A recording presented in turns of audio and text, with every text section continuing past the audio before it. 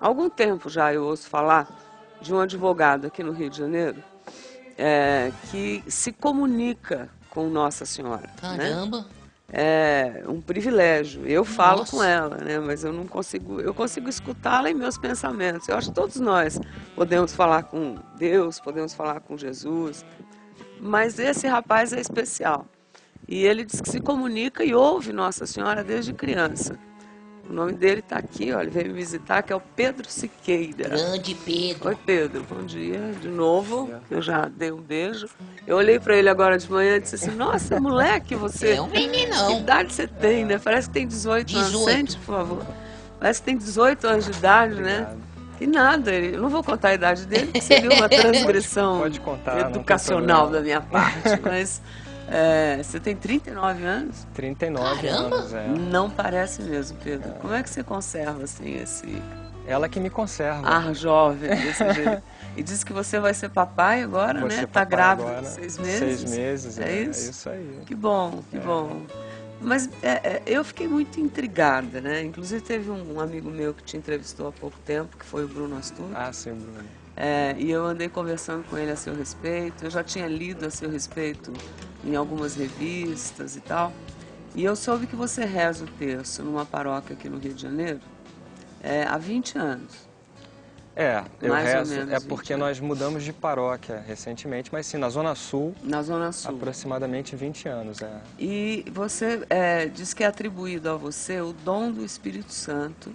E Isso, diz que você consegue escutar e até ver Nossa Senhora, em Verdade. algumas vezes, e que ela aparece numa redoma de luz, mas poucas vezes você consegue ver a face de Nossa Senhora. Me foram conta um poucas pouco. Exatamente. Quando ela surge no grupo de oração, ela surge dentro de uma luz dourada, como se fosse um ouro reluzente, muito grande, e fica pairando sobre a cabeça das pessoas, num ângulo de 45 graus de onde eu estou, né? E vem aquela luz enorme, enorme. Algumas vezes é possível vê-la, ver o rosto, com detalhes dentro dessa luz. Normalmente vejo as vestes, né, o véu, e vejo a luz muito intensa. Eu vejo que essa luz desce sobre as pessoas, toca as pessoas, se espalha pela igreja, né? É uma coisa muito bonita. Algumas pessoas, no decorrer desses 20 anos, sem eu dizer que isso estava se passando, vinham me falar no final do texto, falando, meu Deus, eu vi uma luz tão forte, dourada em cima da igreja. Eu falava, bom, é a presença dela, ela está dentro dessa luz, você conseguiu vê-la? Não, eu só vi a luz e fiquei muito assustada. Mas você consegue escutá-la também, diz que ela fala com você. Fala da seguinte forma, quando ela se comunica comigo, é como se houvesse um falar, uma voz que ressoa dentro do meu coração e não na minha cabeça, né? Quando nós conversamos, a coisa é muito do pescoço para cima, não é? Mas não, é algo interno, alguma coisa que fala dentro, né? E fala coisas específicas. Fala né? coisas específicas, né, para as pessoas que estão ali na reunião, para as pessoas que Pessoas estão... que você não conhece, que eu não conheço, não sei quem são. mas né? você sabe o nome. Muitas vezes ela me dá o nome, muitas vezes ela só me diz a situação que a pessoa está passando e eu explico em detalhes o que é que a pessoa está passando e digo o que ela quer dizer para aquela pessoa. Quer dizer, a pessoa se reconhece na situação Exatamente. e recebe o recado Isso. de Nossa Senhora através de você. Exatamente. Esse dom, né? Eu posso chamar de dom, né? Sim. Você o sentiu pela primeira vez quando? Ouvi-la não me recordo, eu era muito pequeno, né? Você era criança quando escutou? Sim, quando eu escutava a ela, ao meu anjo da guarda, eu já ouvia. Ah, Então são coisas eu tinha já esse distintas. contato. Sim, são coisas distintas, se comunicam de formas distintas comigo, sim. Nossa Senhora é uma coisa, o anjo da guarda é outra. Exatamente. O anjo da guarda, ele não se comunica com essa voz No no meu seu coração. coração. Eu o ouço na minha cabeça, eu o vejo aí sempre em detalhes, ele não é como ela que vem nessa redoma, que às vezes eu vejo, às vezes não. Ele sempre, quando ele se faz presente, eu vejo claramente. Você conhece o seu anjo da guarda pessoalmente? Eu Pessoalmente. Posso dizer? Caramba, que legal isso, Que cara. bom, quer dizer, Pessoalmente, e como é que é o seu anjo da guarda? Porque a meu gente- anjo da guarda... Você fica imaginando como é que é o anjo da guarda da gente. Pois né? eles todos assim, é curioso até falar isso, né? Já me foi perguntado assim, mas eu tenho um anjo da guarda, eu tenho um anjo da guarda? Não, todo mundo tem um anjo da guarda. E eu acho curioso aqui, vou até pedir licença para minha esposa e vou contar, porque quando ela estava tentando engravidar, nós não sabíamos que ela estava grávida, paramos, porque a família dela é de São Paulo, paramos em Aparecida do Norte, que a gente adora, né? Quando nós ajoelhamos em frente à imagem, se pôs em pé ao lado dela, um homem muito grande, assim, com a pele reluzente de luz. Ao lado de Nossa Ao Senhora? lado da minha mulher. Da sua mulher. E eu tô acostumado a vê-la em casa, o anjo dela, o meu anjo. E, né, tô acostumado a você vê vê-los o em anjo casa, das pessoas transitando, também, sim. E aquele eu não reconhecia. Eu falei, mas quem é esse daí? Que eu não sei quem é. Aí eu falei para ela, bom, tem um anjo, porque ele se parece com os anjos que a gente vê, que tá ao seu lado aí em pé e eu não sei quem é. Aí ele falou comigo, ele falou, não, eu não sou o anjo dela, não sou o seu, eu sou um anjo da guarda do menino, que está no ventre dela. Aí eu virei para ela e falei, você está grávida? Ela falou, tô grávida, tá grávida. Aí nós fizemos o teste de gravidez, ela estava grávida mesmo. Quer dizer, ele próprio anunciou. Aí quando eu cheguei no Rio de Janeiro, eu fui e falei com um amigo meu, padre, falei assim, você sabe que o anjo da guarda, ele é designado por uma pessoa no momento da concepção? E não já era era no um momento anjo em que da a guarda pessoa grande. já estava pronto, ele Um anjão, quer dizer, não é um anjinho Sim, pequenininho. eu né? descrevi para ele. Ele inclusive tinha contornos dourados aqui na túnica e no punho e um azul muito bonito, um azul profundo, assim, uma cor linda a túnica dele. E eu falei para ele, é no momento da concepção, tenho certeza absoluta, porque ele disse... Falei com ele. Fui designado pela concepção do menino. Quando você era pequeno e você contava isso para sua mãe, para as pessoas que conviviam com você, eu imagino que quando você dizia Era que muito via difícil, alguém, era muito como complicado. é que as pessoas não tentaram te levar num médico? Minha mãe me levou a neurologista, psiquiatra, psicóloga, pediatras, e não chegavam a conclusão nenhuma, ninguém sabia explicar, o padre não sabia explicar, ninguém sabia explicar, essa que é a verdade. Chegou um momento que ela desistiu, falou, bom, ninguém sabe explicar, dizem que ele é normal, então normal é. Até no livro, na primeira parte do livro, eu narro, eu fiz uma ficção, mas eu narro o fato da menininha, criança, ver São Gabriel Arcanjo sobre o mar de Copacabana, né? Na realidade, isso aconteceu comigo, né? Seu microfone deu um problema. Na realidade, algo aconteceu comigo, você. deu com meu pai na praia e ver um anjo andando sobre a água e vindo na minha direção. Eu falei, meu Deus, mas quem é esse homem que anda sobre a água? E seu pai não via? Não, dizer, ninguém via, você. né? Meu pai já sabia que tinha alguma coisa de diferente. Ele ficava tranquilo, quer dizer, aparentava estar tranquilo. Mas via essas coisas. Então, esse tipo de visão que eu narro aqui, exatamente o que acontecia comigo. E as pessoas fazem o quê? Meu filho, cala a boca, meu menino, não fala isso, não fala isso para as pessoas, menino, não pode. E você foi ficando mais Aí você quieto. vai ficando preocupado e vai passando a não falar mais daquilo para ninguém. Salvo quando eu me assustava com algum tipo de visão, eu chamava a minha mãe, como toda criança, mãe. Porque eu sou o que você enxerga, não só os anjos da guarda, os anjos do bem, mas você também diz que você vê, diz que existem espíritos do mal também. Sim, existem, Como é que você existem seres. isso? Porque o que aconteceu no início dos tempos, né, 1/3 dos anjos que viviam na presença de Deus decaíram, né, sob o comando de Lúcifer. Porque Lúcifer, como era o mais belo dos anjos, uma inteligência perfeita, ele quis afrontar Deus e ser mais, né, e ser mais. E houve uma batalha nos céus, a milícia celeste comandada por São Miguel Arcanjo, né, de quem também eu sou muito devoto, conseguiu expulsá-los. E eles foram confinados então no que se tem, né, por inferno, né, perderam esse convívio com Deus. Mas eles existem também, eles têm existência. Como os anjos de um lado eu vejo também o que há do outro lado, sim.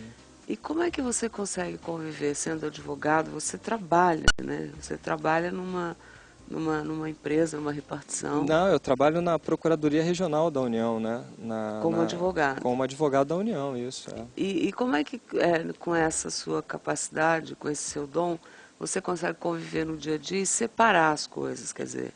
Porque já são muitos anos desde criança, né? Você acaba tendo um bom domínio sobre aquilo, sabe que as pessoas não querem ouvir o que se passa do outro lado, as pessoas têm medo, têm superstição, né? Tem muita curiosidade.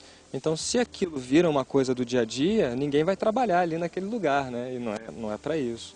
Mas é claro que nós aqui, estamos aqui cercados pelo mundo espiritual, né? Quer dizer, você consegue vê-los, Sim, então. sim. Eu sempre digo que eu tenho atualmente 13 anjos da guarda. Eu não sei quantos você vê, mas o meu anjo da Tem um guarda é só. muito poderoso, né? Porque, na verdade, a sensação que eu Olha, sinto eles é que eu sou trabalham muito bastante. protegida, né? Por eles, né? Seja verdade. o meu anjo da guarda Sim, e sim.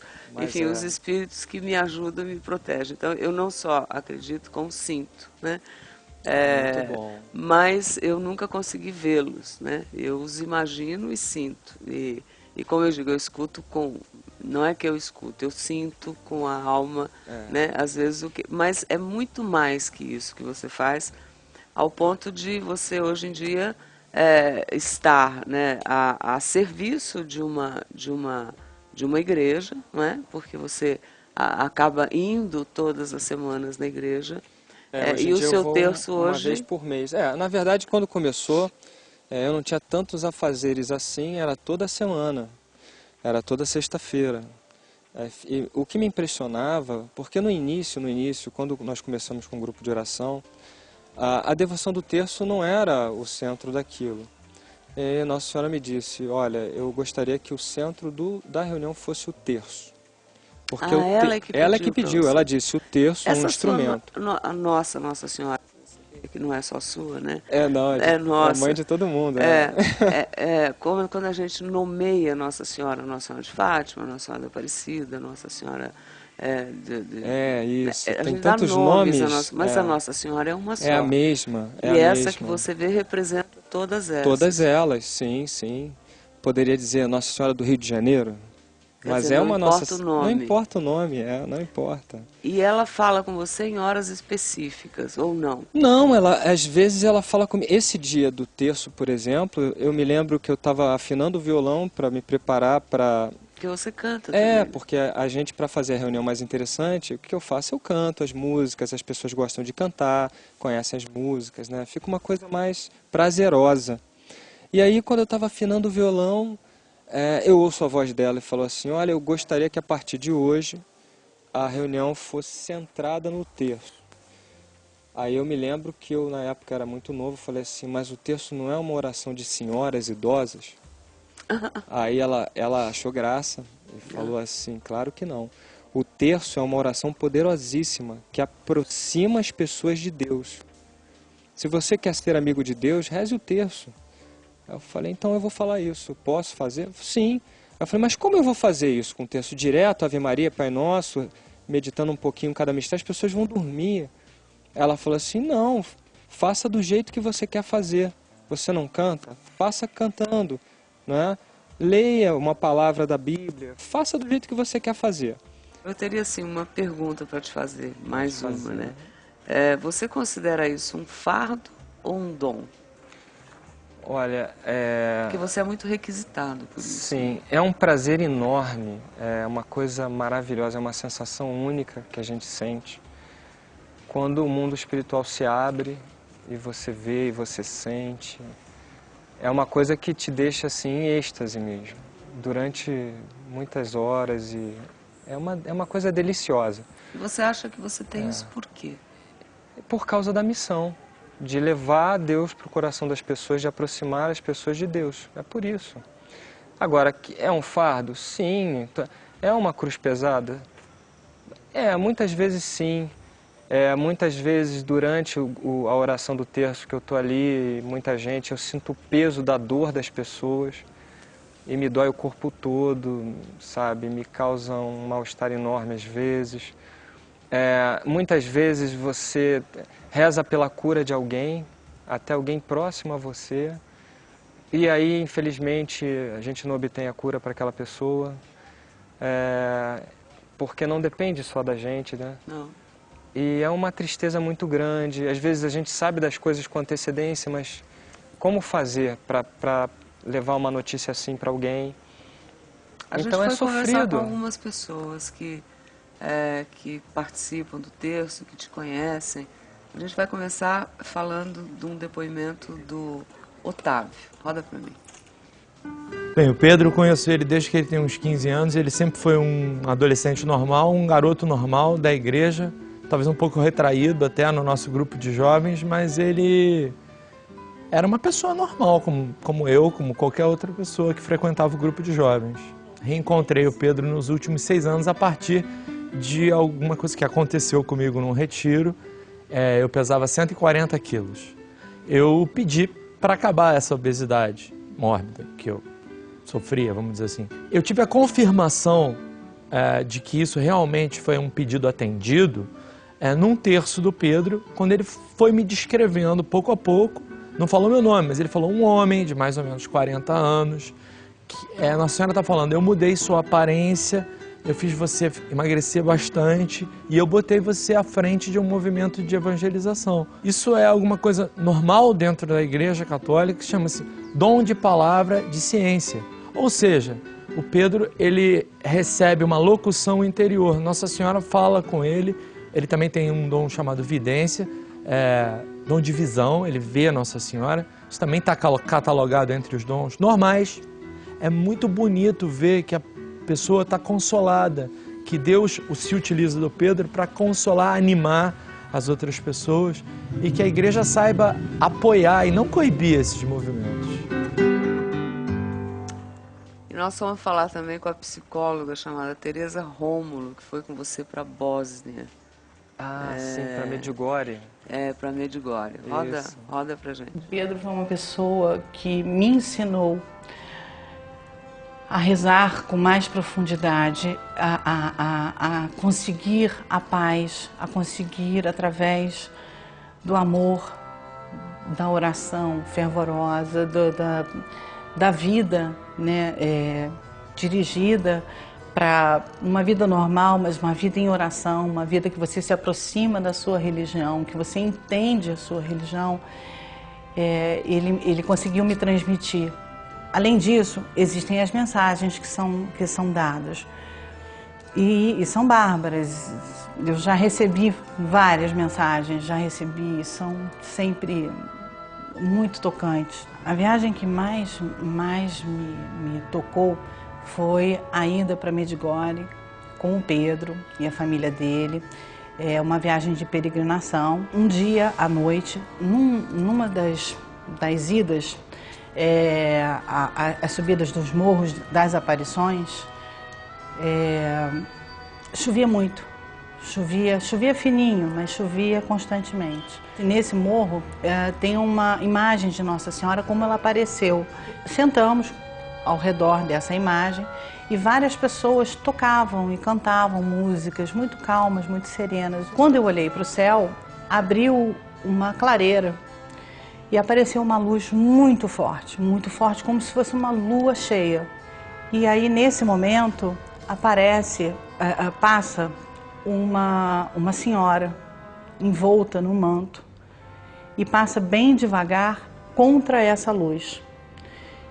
E eu dei um grito, eu gritei, olha.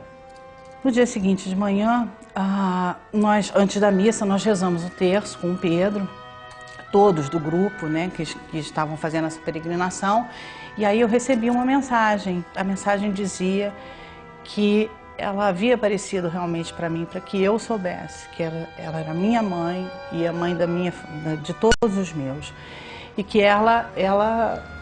que eu podia contar com ela, que ela estava ali. E, enfim, ela faz menção, ela fala também da rosa mística, que ela representa a rosa mística. E eu tinha comprado no dia anterior a rosa mística e botei no meu peito, no meu cordão. E ela diz, eu fiquei muito feliz porque você colocou no seu peito um símbolo tão importante quanto esse.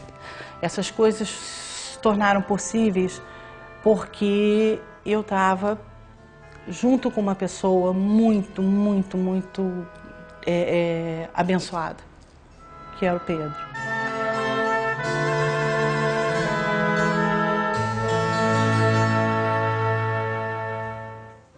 Já que hoje é dia de Nossa Senhora de Fátima, a gente conversou com uma outra pessoa que é uma seguidora sua e que te admira muito, ela disse que presenciou um momento mágico numa visita em Fátima, em Portugal, que é a estilista Valéria Lima. Fala, Valéria. Quando eu comecei a ir ao texto do Pedro, a minha mãe é que me chamou e eu fui, eu não frequentava a igreja. Só que eu cheguei lá e senti uma paz muito grande. Quando eu saí da igreja, eu sentia uma leveza, uma alegria, uma paz, um sentimento maravilhoso, sabe? Aquela paz, aquela alegria que ali a gente sente, não só eu, como todo mundo, é uma alegria serena, muito tranquila, com muita paz, né? É uma alegria diferente, que nada te dá aquilo ali, essa alegria, nada te dá essa paz, né? É a verdadeira felicidade, né? O Pedro é um rapaz com muitos dons, e no texto do Pedro tem sim milagres, muitos milagres. Nós vimos o milagre do sol. Foi uma experiência maravilhosa, estava chovendo muito, a gente estava fazendo a via sacra e estava subindo um monte. Quando chegou lá em cima, o céu abriu, parou de chover e abriu um clarão, como você vê nas fotos, abriu o céu e o Pedro olhou para o céu e falou assim: gente, tá caindo chuva do céu azul. E daqui a pouco começou um espetáculo, sabe? Que não tinha como negar. Eu estava vendo aquilo, entendeu? Começou a sair um raio de luz vermelho para cima e outro para baixo e dois para o lado, formando uma cruz, nítido. E daqui a pouco saíram raios dourados de trás do sol, como se fosse um ostensório do Santíssimo. E daqui a pouco apareceu uma aliança em volta do sol. Ela rodava, ela girava.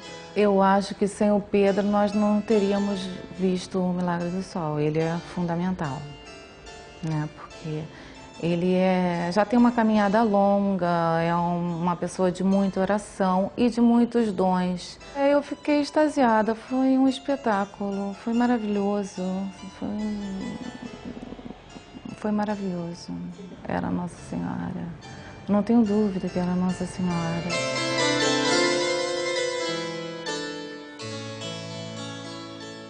Quando a gente escuta essas pessoas, né, falando do seu dom e das coisas que você doa, né, o dom é exatamente de se doar, de doar, né?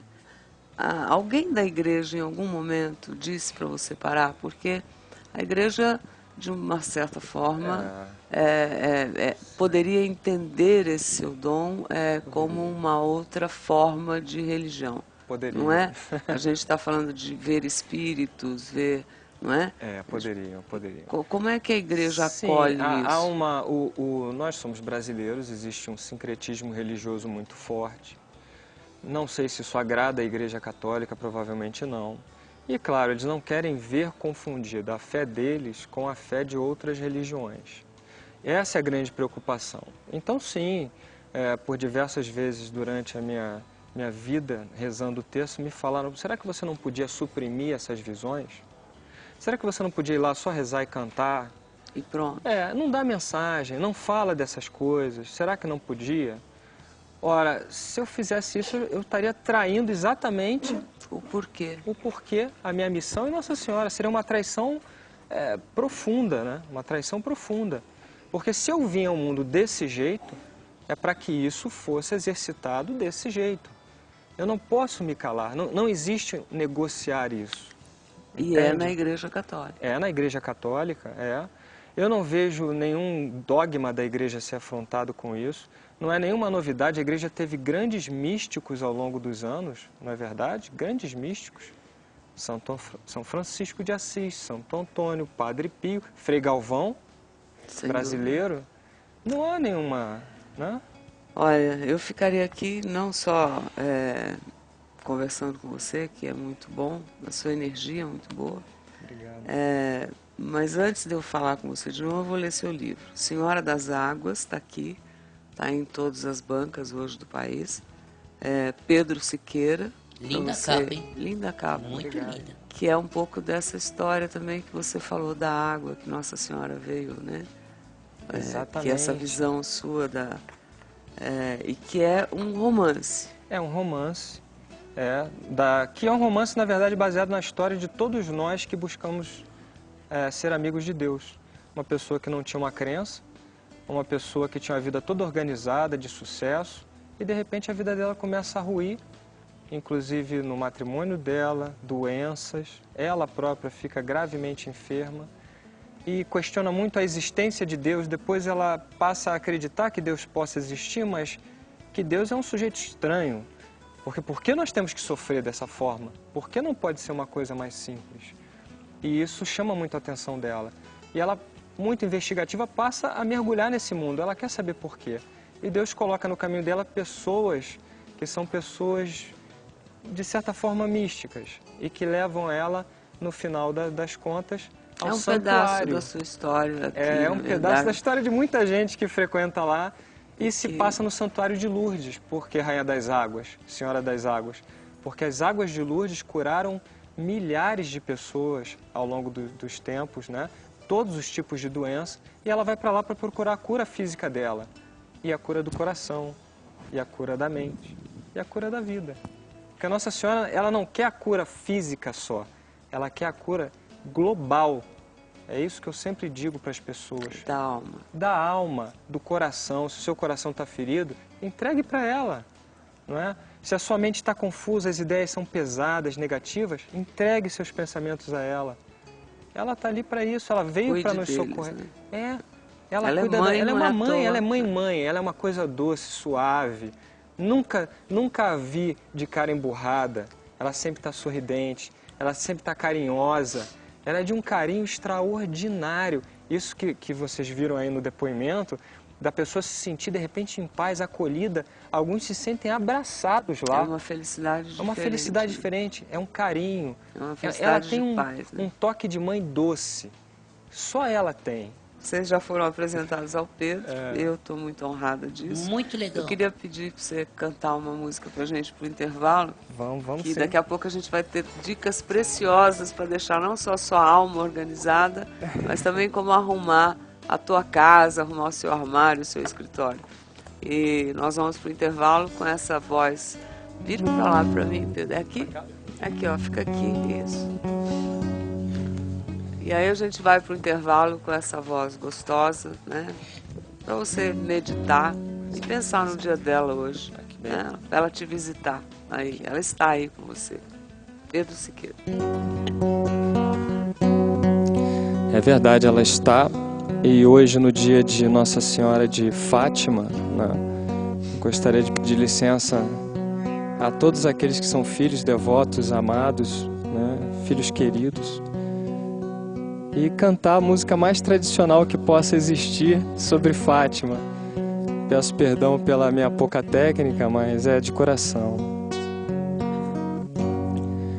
A 13 de maio, na cova da Iria, no céu aparece a Virgem Maria. Ave, ave, ave Maria. Ave, ave, ave Maria. Há 3 pastorinhas cercadas de luz, no céu aparece a mãe de Jesus. Ave, ave, ave Maria.